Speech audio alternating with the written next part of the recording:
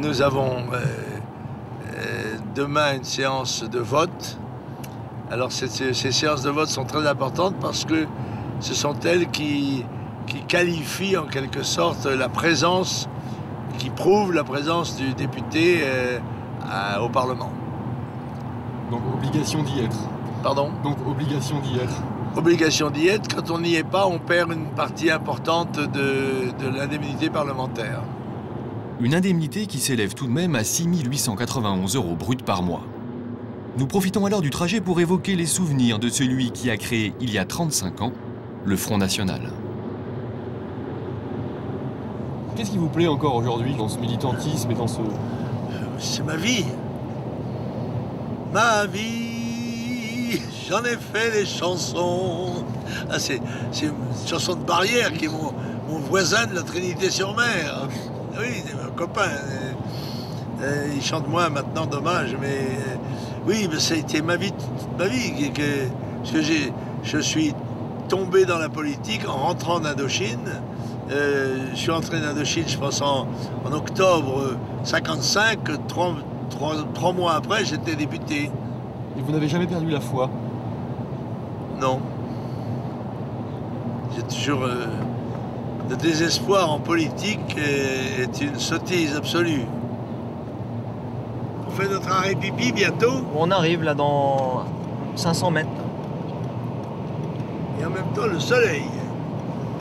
Allez, soleil, bip bip. Il y a du soleil, bip bip.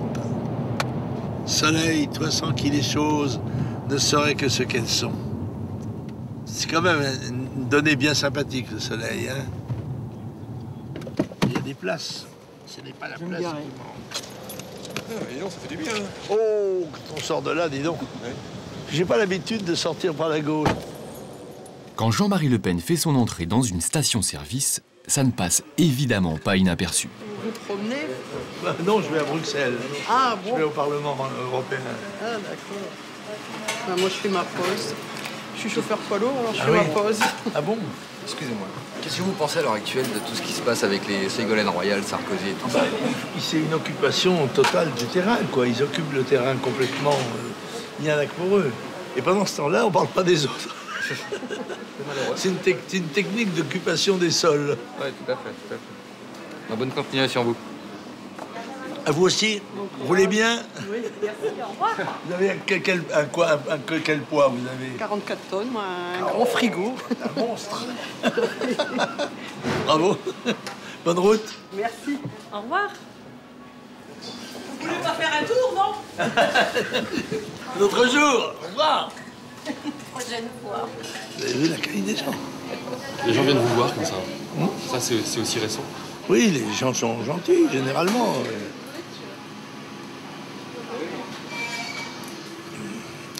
44 tonnes, dis c'est le train. Ça n'a pas l'air comme ça, hein, une petite minette. Bonne journée à vous. Merci de même.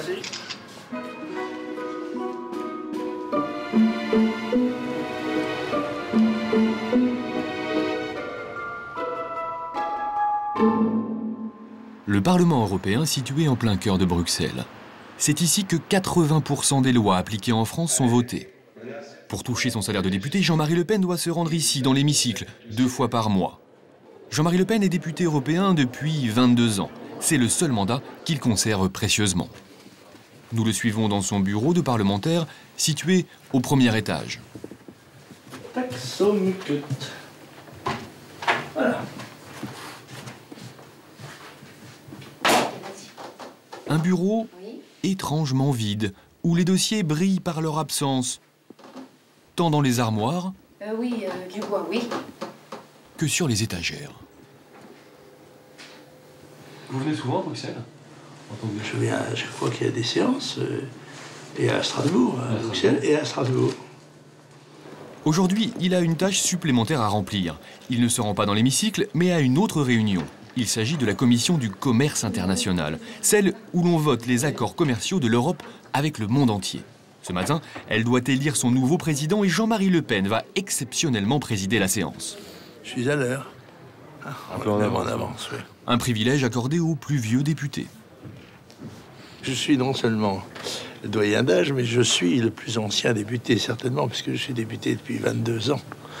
Ça m'étonnerait qu'il y ait dans la commission quelqu'un qui soit plus ancien que moi. Jean-Marie Le Pen semble un peu perdu. Une assistante s'en aperçoit et lui indique la place qu'il doit occuper. Je crois que c'est la première fois que je vais dans la commission. Bon. Je suis le plus ancien, mais pas le plus assidu. Une chose est sûre, Jean-Marie Le Pen n'a pas l'air très familier avec le protocole. Bonjour monsieur. Alors il va demander l'assistance d'un membre du Parlement. C'est le même dossier que je passais à votre assistance hier. Oui, d'accord. Je vous l'ai mis ici. Pas de problème. Alors, dites-moi, s'il n'y a pas de candidat, On ne fait pas acclamation. À vrai dire, tout cela ne semble pas vraiment le passionner. Être à la tête de cette commission, ça vous fait quoi? D'être ici? Ça vous... non, ça ne m'éblouit pas, non. Je n'ai pas rêvé tous les matins en me rasant d'être un jour de présider la commission du commerce international du Parlement européen.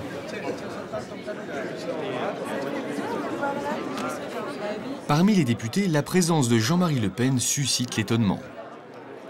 C'est la première fois que je le vois. C'est vrai? Il vient jamais? Bon, il n'est jamais dans les commissions. Il n'est jamais là. Jamais je l'ai vu participer à une seule commission. Le fait que vous soyez là, ça le fait venir. Il faudrait venir à chaque commission, ça le ferait participer aux travaux du Parlement européen. Depuis combien de temps vous ne l'avez pas vu? Écoutez, objectivement, je ne l'ai pas vu depuis plus de 18 mois. Il vient jamais. Il vient jamais en commission. Là, allez, depuis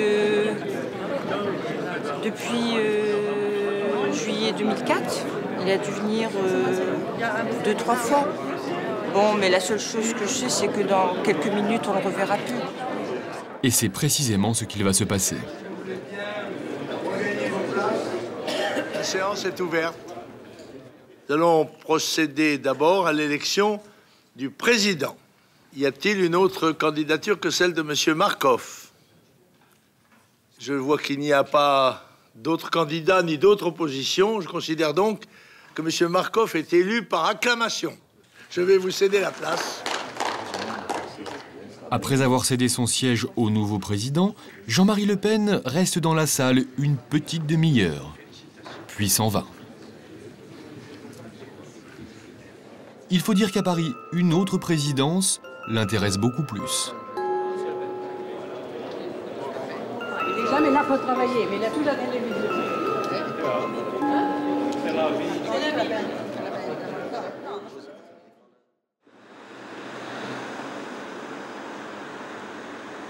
Saint-Cloud, en banlieue parisienne. C'est ici, dans ce bâtiment que l'on appelle le paquebot, que se trouve le siège du Front National. Depuis quelques semaines, tous les lundis matins, Jean-Marie Le Pen se déplace en personne pour présider une réunion de campagne. Oui. Bonjour, messieurs. Tous les cadres du parti se réunissent afin de préparer les meetings politiques et les rendez-vous médiatiques du candidat.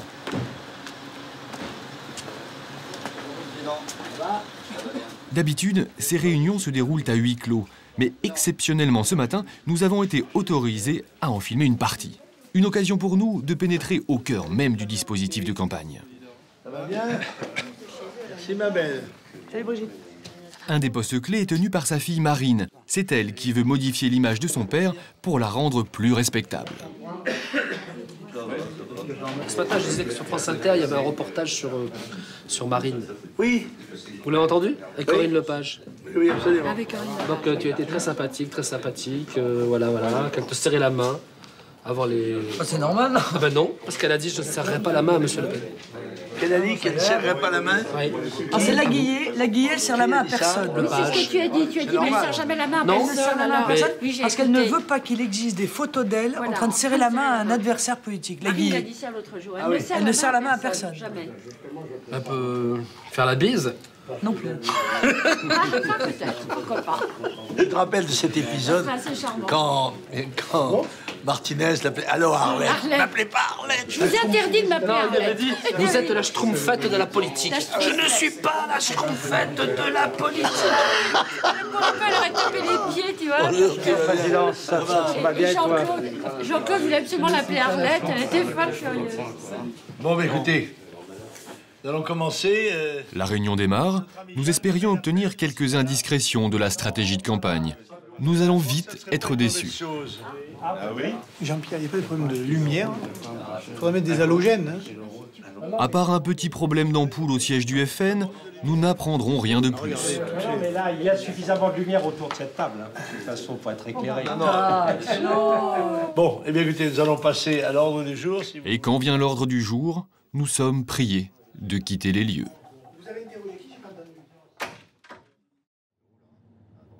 En réalité, pour mieux comprendre comment Jean-Marie Le Pen mène sa campagne, il faut le suivre dans ses déplacements en province. Fin janvier, nous sommes à Yvetot, en Normandie. Au milieu d'un terrain vague, un gymnase transformé pour l'occasion en salle de réception. Car le Front National, en ce début de campagne, n'organise pas des meetings, non, mais des déjeuners patriotiques. Ce jour-là, 800 militants ont réservé leur place. C'est pour eux l'occasion de rencontrer leur idole, Jean-Marie Le Pen. Un culte de la personnalité que le Front National sait très bien exploiter et entretenir. Alors là, il va y avoir les t-shirts Le Pen président qui clignotent, donc comme on peut les voir ici. Il y a un modèle femme, un modèle enfant et un modèle homme. Là ensuite, nous avons des casquettes lumineuses aussi. En fait, il y a un petit bouton, appuyant dessus, on l'éteint ou on l'allume. On va voir les nounours, alors ça c'est le produit qui connaît le plus grand succès. Le nounours Le Pen, c'est la mascotte du militant. Dans ces déjeuners, ces petits gadgets font un malheur. Bon, 800 personnes aujourd'hui, je pense que oui, on va pas revenir avec grand chose. Les personnes en général achètent au minimum 1, voire 2, voire 3 objets, au minimum. Mais en général, il y a très peu de personnes qui repartent sans rien. Pardon. Évidemment, le visage du leader est omniprésent. Il est accroché sur tous les murs, mais pas seulement. Alors là, on a fait une chose assez originale, c'est que nous avons un set de table qui est donc en dessous de l'assiette, vous voyez, ici, où il y a marqué le grand banquet patriotique. Et les gens vont l'amener, vous allez voir, ça va durer au moins 1 heure ou 1 heure et demie. Ils vont faire la queue pour avoir la dédicace du président et ils vont encadrer ensuite ce document qui est un document propre, vous voyez, qui est beau. Pendant ce temps-là, à l'extérieur, les gros bras du service de sécurité du Front National se positionnent pour contrôler toutes les issues. Aujourd'hui, 35 hommes sont réquisitionnés. Au niveau de la sécurité, donc on a tout mis en place. Tout est fermé. Tout est fermé. Il y a une équipe là-bas. Car à chaque déplacement de Jean-Marie Le Pen, le Front National redoute les débordements d'opposants. Monsieur Le Pen arrive par où? Ça fait partie de la sécurité. On ne dit pas par où il rentre. Vous savez qu'il y a toujours 2 ou 3, 4 chemins possibles, mais on ne divulgue jamais. Celui qu'il va utiliser, c'est au dernier moment, en rapport avec notre service de sécurité et la gendarmerie, qu'il prend le chemin qui correspond le mieux à sa sécurité. Il y a un véritable danger pour... Véritable danger, vous savez, il suffit d'une personne ou deux qui jette un caillou, qui jette, vous savez, des déséquilibrés, on en a vu partout. À l'extérieur de la salle, il y a foule. Chacun a dû payer 15 € pour déjeuner et assister au discours de Jean-Marie Le Pen. 13h30, le cortège arrive enfin.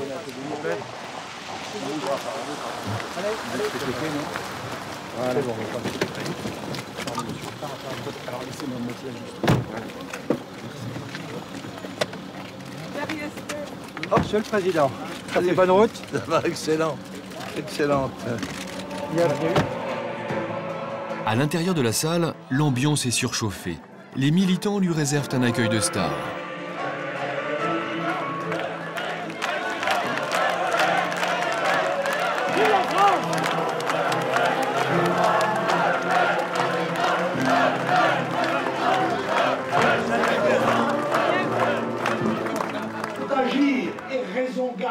Pendant que les convives boivent leur café, Jean-Marie Le Pen fait un rapide discours d'une demi-heure. Dans une tâche naturelle, afin que les pages à écrire de l'histoire de France ne soient pas les dernières. Dans ces déjeuners patriotiques, le discours de Jean-Marie Le Pen, ce n'est en fait que le hors-d'œuvre. Juste après, il passe entre les tables et improvise un spectacle de chansonniers. Vous avez une chance extraordinaire. C'est celle de me voir, car on me voit rarement sur les antennes et sur les écrans de la télévision. Seulement, moi, j'ai moins besoin que les autres. Au fond, moi, je suis comme Zorro. Hein? Zorro, on ne le voit jamais. Et pourtant, on sait qu'il est là. Et il suffit qu'on entende un galop de cheval ou qu'on voit une ombre passer en face de la lune, et on se dit, ouais, il doit être par là, Zorro. Et surtout, si on voit quelqu'un se frotter les fesses qui vient de se les faire botter, on se dit, tiens, il est passé par là. Alors, Les militants apprécient l'exercice de style. Pour amuser la galerie, Jean-Marie Le Pen ne ménage pas ses efforts. aux grands charitables qui nous gouvernent, de passer devant les télévisions. Ils s'y sont passés au moins 3 fois. Ils sont allés au Val-de-Grâce, tous les ministres, le président de la République. Toute la classe politique en prend pour son grade, de Jacques Chirac à Ségolène Royal. Une femme, et alors on m'a dit qui Martine? Oh non, pas Martine, non. Non, non, Ségolène. Elle a été au cabinet de François Mitterrand, ce qui est aussi, si j'ose dire, une bonne introduction. Et puis...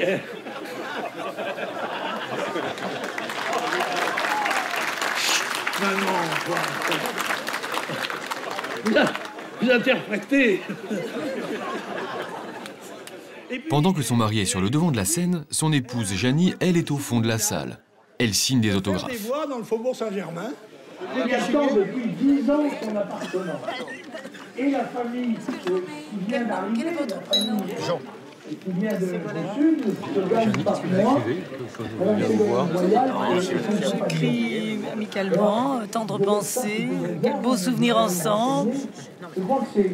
Des choses affectueuses en plus.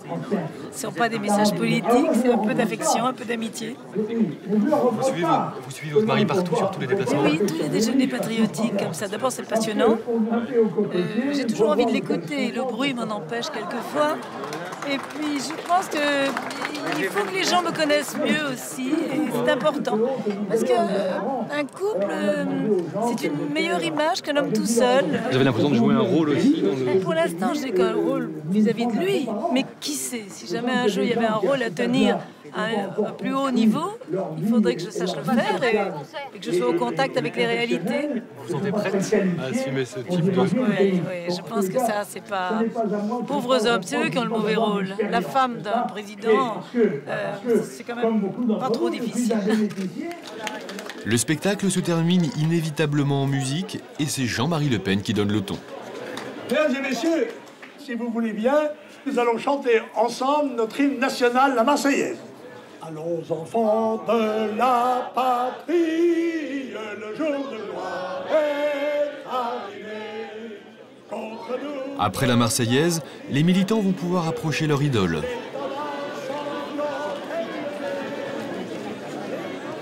Pendant 2h30, Jean-Marie Le Pen va signer des sets de table. Merci, puis bon courage en tout cas. Alexandre. Et c'est comme ça dans tous les déjeuners patriotiques. Les militants repartent gonflés à bloc par l'homme et ses idées. C'est l'apôtre de la paix. L'apôtre de la paix? Voilà. Pourquoi?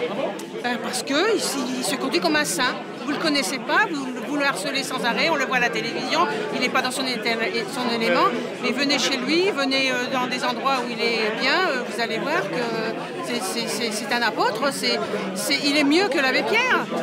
Je pense que Le Pen représente tout à fait la valeur de la France, la culture.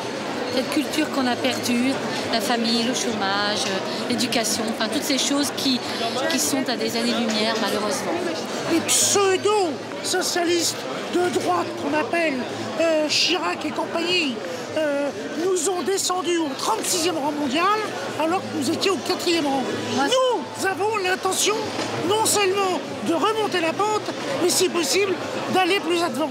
Et quand on est à 2 doigts de sortir du caca, il y a vous, la presse, les médias, tout ça, qui venez affoler le monde en disant « Ah, attention, le fascisme, attention, mais le fascisme, mais on y est depuis 30 ans dans le fascisme, on ne peut plus dire ce qu'on pense. On y est dans le fascisme, qu'est-ce qu'on a peur de Le Pen ?» Il a toujours dit il a toujours dit ce que personne ne dit encore aujourd'hui. Ah, s'il vous plaît, madame, vous permettez, je ne vous connais pas. Alors laissez-moi parler.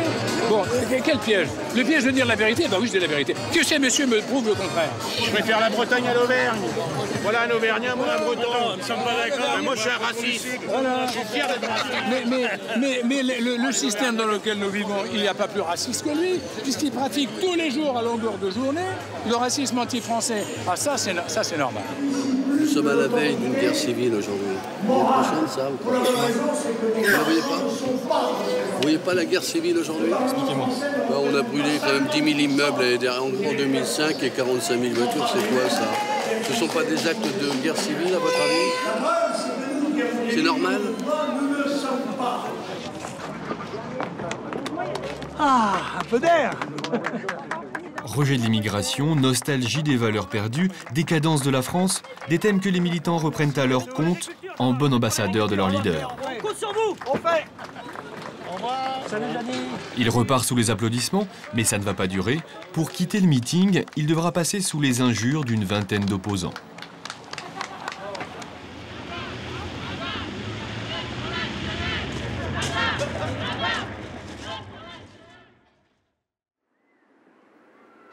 Une vue imprenable sur Paris. Nous sommes sur les hauteurs de Saint-Cloud. Grille en fer forgé, portail magistral, c'est l'entrée du parc de Montretout, une des résidences les plus huppées de la banlieue chic de Paris. Au bout de cette allée, une somptueuse bâtisse, une propriété estimée à plus de 6 millions d'euros. Jean-Marie Le Pen en a hérité en 1976. Depuis cette époque, il vit comme un grand bourgeois et ne refuse jamais aux journalistes une petite visite de son hôtel particulier. L'occasion pour lui de montrer qu'il est un homme respectable et cultivé. Alors, il y a beaucoup d'objets de mer, parce que je suis un marin d'origine. Alors, vous voyez, le scaphandrier. Ça, c'est une jumelle de croiseur français, et qui était à l'époque l'instrument de surveillance avant les radars ou les instruments plus modernes. Et moi, ça me sert à regarder Paris. Vous voyez? Alors ici, il y a une partie de la bibliothèque à laquelle je tiens beaucoup, parce que c'est la bibliothèque de mon enfance et de mon adolescence.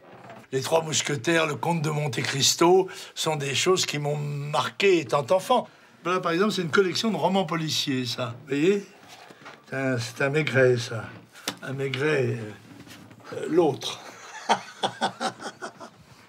Alors ça, c'est un livre assez rare, parce que c'est un livre, un dictionnaire français-breton. Il y a un mot qui est très intéressant, vous voyez, qui est relatif à mon nom. Eh oui, l'eussent-tu cru. Et qu'est-ce qui est dit voilà, sur votre nom? Voilà. Chef, qui tient le premier rang. Pen. Il possède aussi une grande collection de tableaux, de plusieurs époques, de plusieurs styles, mais toujours avec le même modèle. Alors ça, c'est mon portrait par Ilya Glazunov, qui est le président de l'Académie de peinture de Moscou. Et puis ça, c'est le dernier tableau qui m'a été offert. Vous le connaissez, non? Non. Ah ben non, regardez-le, voilà, c'est Jean-Marie Le Pen en corsaire. Qui vous l'a offert? Le peintre. Des tableaux qui ont envahi sa résidence et que l'on retrouve jusque dans son secrétariat. Ça, c'est la chapelle... c'est le secrétariat. Alors, ici, c'est assez le péniste comme décor, hein. Comme vous pouvez constater. Sauf quand même, il y a une petite exception. Ce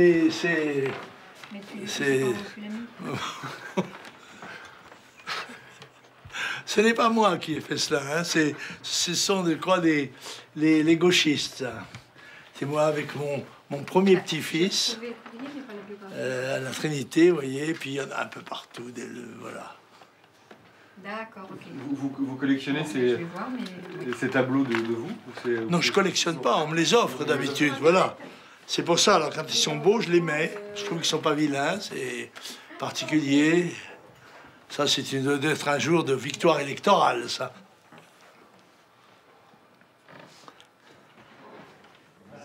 En fait, Jean-Marie Le Pen travaille beaucoup plus souvent dans sa villa qu'au siège du Front National. Ce que j'ai négocié, c'est que comme vous voulez savoir comment il travaille, vous pouvez rentrer, vous verrez ses conseillers, comment ils travaillent. S'il y a automatiquement un droit donc à entreprendre en quelque sorte, celui qui n'entreprend pas... La preuve aujourd'hui, il a organisé un déjeuner d'experts sur les problèmes économiques. Oui, non, simplement la question précédente, on a parlé de la préférence nationale, mais c'était en référence aux régimes spéciaux. Donc, Entre la poire et le fromage, on parle économie, gestion et création d'entreprises. Des sujets sur lesquels Jean-Marie Le Pen semble avoir un certain retard. Oui, c'est pour l'avenir. Mais pour l'avenir, parce que pour le passé, c'est difficile. Le but de cette réunion, qu'est-ce qui se passe? Eh bien, c'est une commission d'études économiques et sociales. Voilà, on prépare des débats sur les sujets de l'économie en particulier. Oui, d'ailleurs, j'ai là le plus ancien livre économique du Front National, qui est la droite et démocratie économique. C'était 1973. Vous voyez? En conséquence, ça a 33 ans. Ça marche encore. Madame, vous pouvez nous présenter les personnes qui sont autour de la table? Non, ce sont des experts. D'accord. Merci. Et une fois de plus, nous sommes priés de quitter les lieux. C'est bon ça? C'est vrai que c'est rare, hein? C'est vrai? Ah ouais, personne n'a fait ça. Hein. Ah oui? Ah bah non, c'est la première fois. Styrène, Stella, allez, venez là. Voilà les petites. Jean-Marie Le Pen n'aime pas qu'on entre dans le détail de ses réunions. En revanche, il aime beaucoup se montrer avec ses chiens. Voilà. Il aime aussi donner l'image d'un chef de famille qui a réussi à rassembler sous le même toit enfants et petits-enfants. J'ai une fille qui habite au 2e, et puis Marine habite s'est fait un loft dans les chambres de personnel des communs. Voilà, il n'y a plus de personnel, maintenant il y a mes filles. Alors ça c'est l'entraînement au football de mes petits-fils, et peut-être de mes petites filles aussi, je ne sais pas d'ailleurs si elles jouent au football. Vous avez combien de petits-enfants? 9. 9? 9. Alors ce bruit, quand je suis ici, me fait penser aux brisants des tropiques. Et quand je suis dans les tropiques, il me fait penser à l'autoroute. De l'intimité de Jean-Marie Le Pen, nous n'en saurons pas plus. La visite aura duré à peine une demi-heure, toujours sous le contrôle de son directeur de la communication. Et là, c'est la porte. Au revoir. Merci. Au revoir, messieurs. À bientôt, au revoir. Au revoir. Bon, je vous laisse. Ben voilà, c'est bon là. Cette image de grand-père tranquille, Jean-Marie Le Pen ne la soigne pas seulement devant notre caméra. Ce jour-là, il est l'invité d'une émission politique sur France 24, la nouvelle chaîne d'info internationale du service public. Maintenant, je vais vous présenter une jeune femme. Ah, pardon. Bonjour, monsieur Le Pen. Bonjour. L'homme est un pro des médias. Je vais participer à la deuxième partie de l'interview. Ah, très bien. Très bien. Tout le plaisir pour moi. Je suis bien, oui, voilà, merci.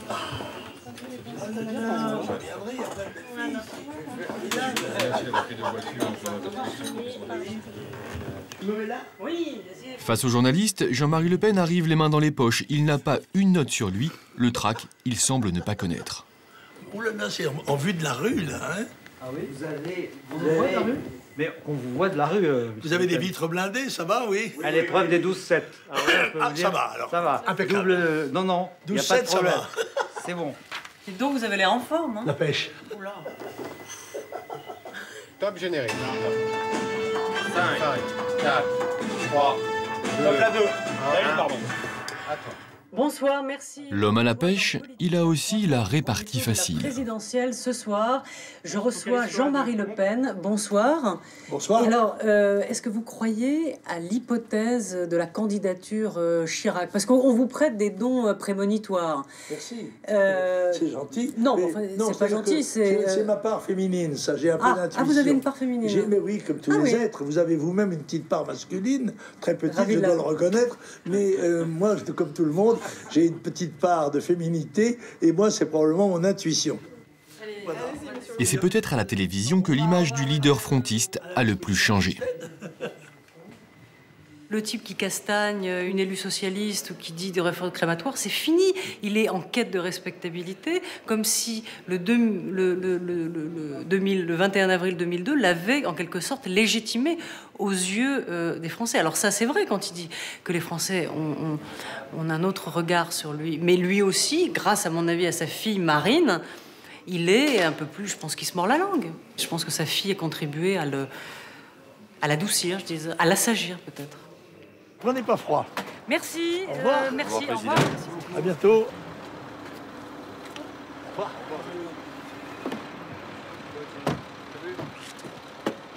Alors Jean-Marie Le Pen s'est-il vraiment assagi?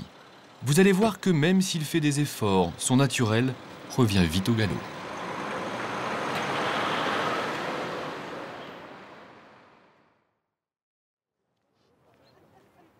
En plein cœur de la Picardie, au milieu de ce champ, un cimetière, et pas n'importe lequel. Ici sont enterrés des milliers de combattants chinois venus apporter leur aide aux soldats français de la Première Guerre mondiale. C'est le seul cimetière chinois en France. En temps normal, le lieu reçoit peu de visiteurs. Mais ce jour-là, à l'entrée du cimetière, il y a foule.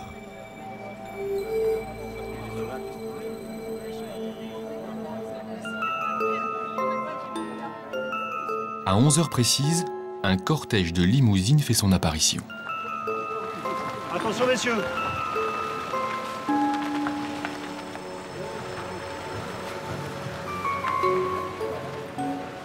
Militants du Front National et journalistes se pressent. Tout le monde est curieux de savoir ce que Jean-Marie Le Pen vient faire ici.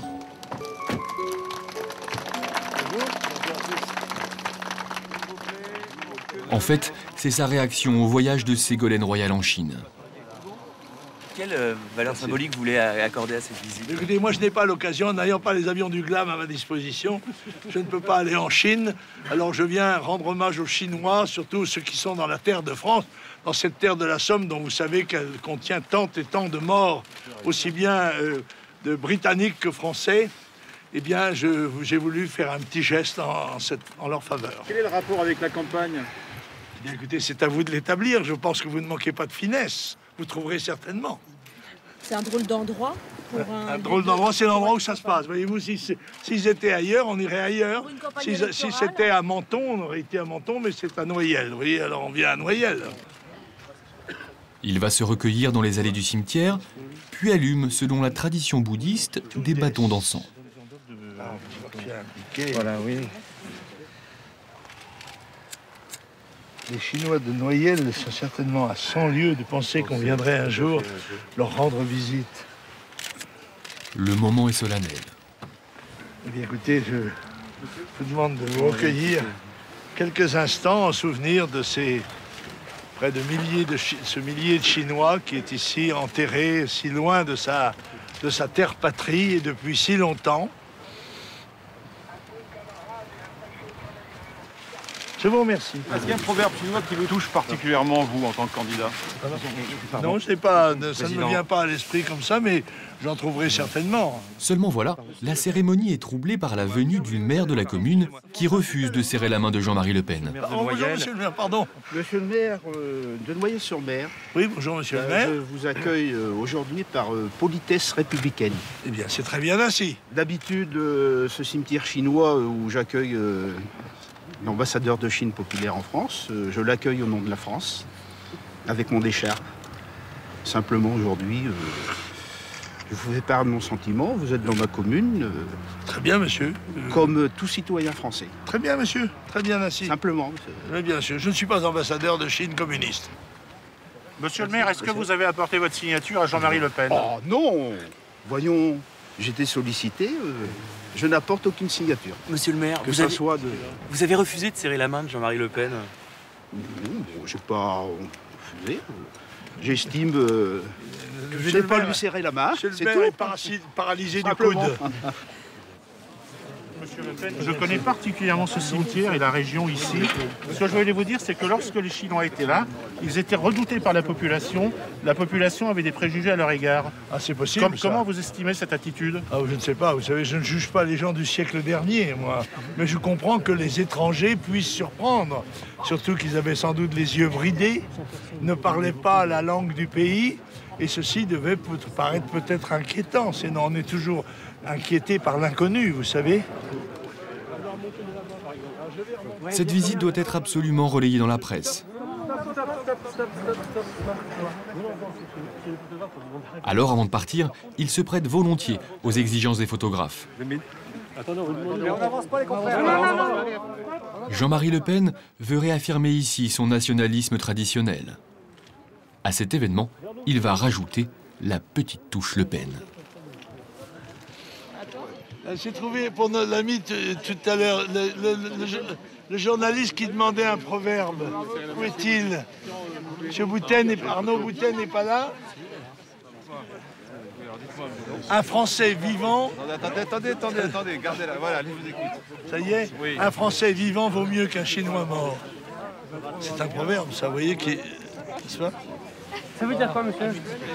Attention, il faut toujours vous expliquer les choses. Toujours. Pardon. Une dernière déclaration en forme de provocation. Au revoir, à bientôt. Cela fait 20 ans qu'il utilise ces méthodes pour faire parler de lui dans les médias.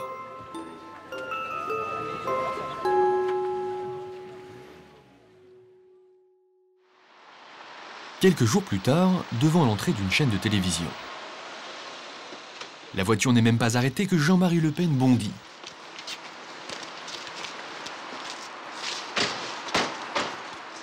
Ce matin, il a l'air contrarié. Il arrive sans dire un mot, sans saluer quiconque.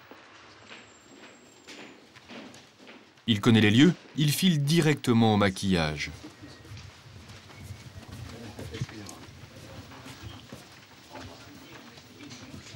Et là encore, pas un mot.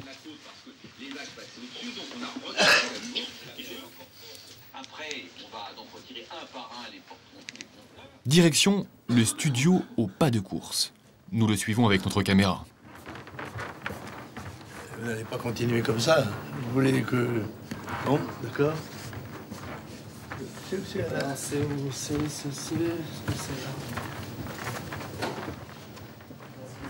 Avant d'entrer sur le plateau, Jean-Marie Le Pen trépigne d'impatience. Mais pourquoi est-il donc en colère? Nous allons vite le comprendre.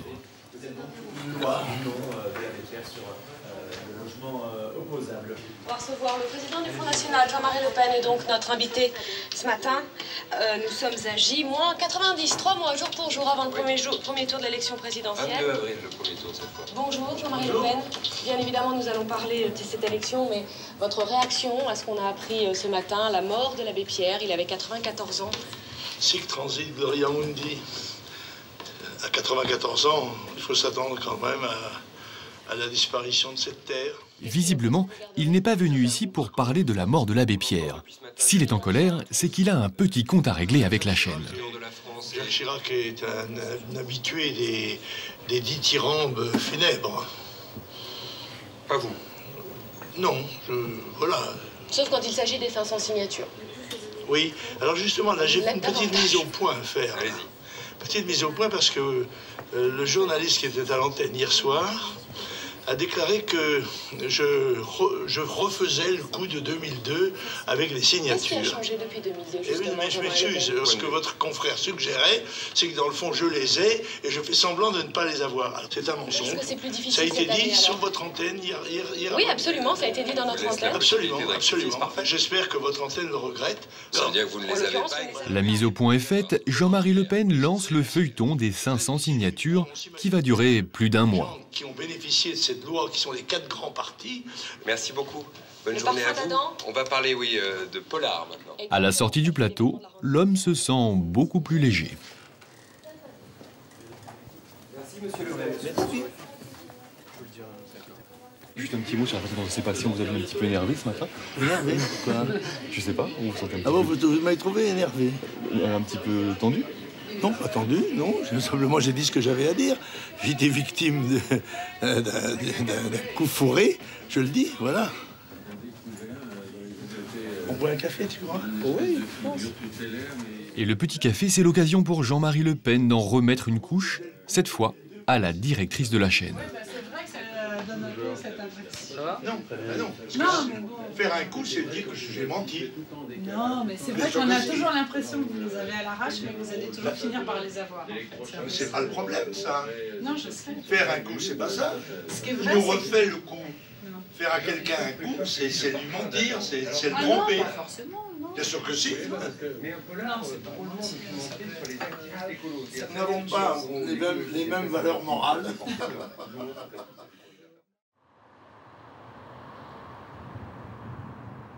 Grand Palais de Lille. C'est le rendez-vous majeur de la campagne du Front National.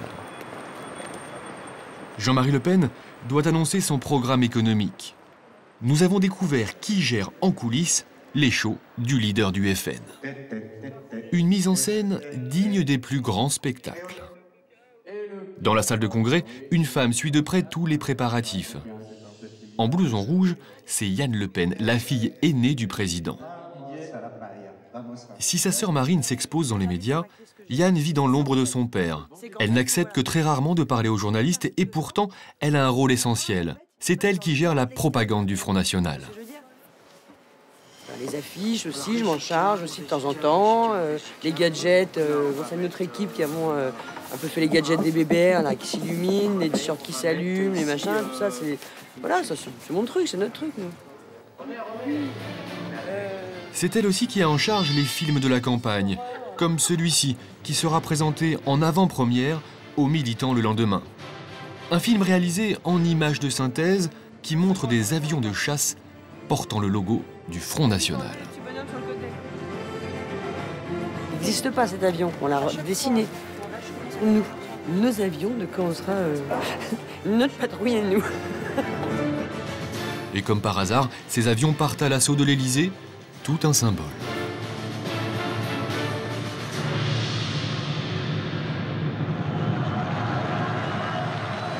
Si votre père est à l'Élysée, vous occuperez quelle fonction? Oh, je pense que la garden party, ça me branche pas bien d'organiser ça, mais je pense que j'organiserai sûrement encore. Peut-être, je sais pas, peut-être les déplacements, j'en sais rien. J'aimerais bien avoir organisé des trucs plus grande ampleur, quoi. Des gros défis, quoi. C'est sympa, ça. Le 14 juillet, par exemple. Ah ouais. Ah ouais. Ça vous botterait? Ah ouais. Mais avant d'organiser le défilé du 14 juillet, retour à la réalité. Yann Le Pen organise les meetings du Front National depuis une vingtaine d'années. Si elle a rejoint le parti, ce n'est pas totalement le fruit du hasard. Pourquoi avoir rejoint l'aventure familiale comme ça? C'était pour deux choses. Un, par choix, par amour, par plaisir. Deux, un petit peu par obligation aussi. Parce qu'ayant essayé plusieurs métiers, j'ai eu quand même pas mal de problèmes. Voilà. En fait, j'étais la fille Le Pen, c'est vrai que ce soit au Club Med, ou que ce soit en vendant des appartements, ou quand j'ai essayé de monter ma propre boîte, parce que j'en ai monté une, c'est vrai que c'est pas évident. Donc c'est vrai qu'il y a un petit peu les deux. Je pense que peut-être j'aurais rejoint quand même, mais à certains moments, j'aurais peut-être aimé faire ce que je fais là, mais ailleurs. Et c'est pas facile. Vous voulez dire que s'appeler Le Pen, c'est un handicap, professionnellement? À votre avis Non, mais je vous pose la question. Oui, mais vous savez très bien, bien sûr. Bien sûr, c'est un handicap. Hériter du nom de son père n'a pas été facile. Elle qui rêvait de s'occuper d'artistes, de comédiens, s'est pourtant très vite sentie à l'aise au Front National. Scène immense, jeu de lumière, musique grandiose, et à la tête de la troupe, un comédien hors pair. Il sait ce qu'est une scène, il sait ce qu'est un public, il sait ce qu'est une entrée en salle, il sait ce que, voilà, les micros, le truc, il sait tout. Mais depuis longtemps, hein, évidemment maintenant c'est normal, mais depuis longtemps. Donc c'est pratique pour nous quand même. Et puis il peut rattraper un imprévu. C'est-à-dire qu'il va pas, c'est quelqu'un, il y a un truc qui va pas, un truc qui se débranche, machin, il va rattraper l'imprévu. Il va pas jeter le micro et se barrer et dire bon c'est terminé, voilà, il va rattraper l'imprévu. Comme un artiste le ferait pour son public. Yann Le Pen reconnaît à son père un grand talent d'artiste, mais elle le rejoint surtout sur un autre terrain. Vous partagez malgré tout les idées de votre père? Bien sûr, mais toujours. Même quand j'étais géo au Club Med, j'ai toujours partagé les idées de mon père, bien sûr, toujours. Et j'y suis venue seule, c'est pas lui qui me l'a imposé. C'est-à-dire que moi j'étais un peu cool quand j'étais tout en ayant les idées de Le Pen. J'ai toujours eu les idées de Le Pen. Et voilà comment elle met en scène les idées de son père. Le discours de Jean-Marie Le Pen clôture les 2 jours de la convention du Front National. La salle est pleine à craquer. Pour la chauffer, le clip de Yann est diffusé. Aux premières loges, Jeannie Le Pen, la femme du président. Et apparemment, le film lui plaît beaucoup. C'est drôle, les avions qui reviennent dans l'autre sens.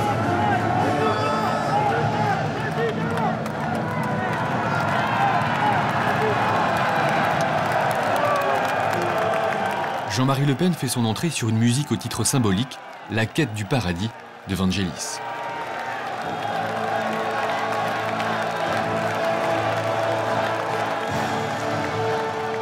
Yann est pour le moins ému.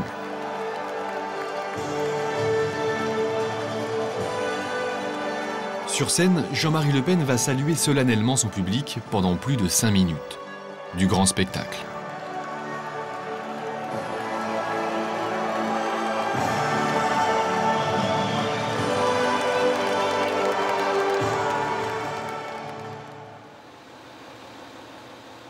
Quelques jours plus tard, nous avons rendez-vous avec Jean-Marie Le Pen devant le domicile de son épouse à Rueil-Malmaison.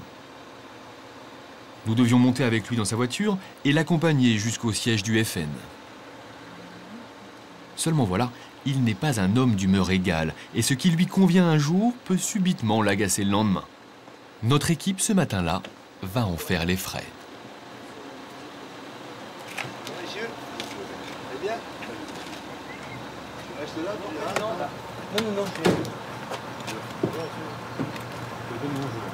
Vous avez déjà fait cette opération une fois. Sur Bruxelles. Oui, on va recommencer indéfiniment. À quoi ça correspond?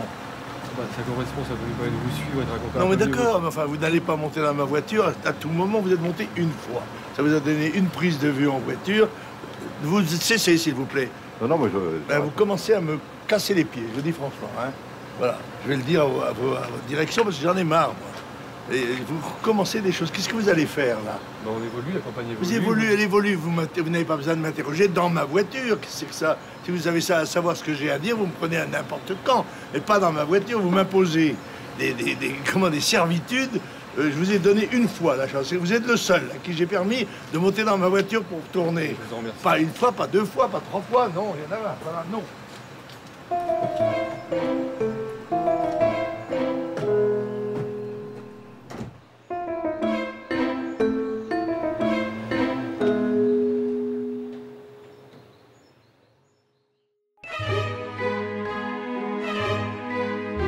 Après cet incident, Jean-Marie Le Pen refusera que l'on poursuive notre tournage dans les coulisses de sa campagne. Pour sa dernière course à l'Élysée, cet homme habitué aux provocations réussira-t-il à réitérer la surprise du 21 avril 2002 qu'il avait vu accéder au second tour? Jean-Marie Le Pen est aujourd'hui crédité de 14% dans les sondages.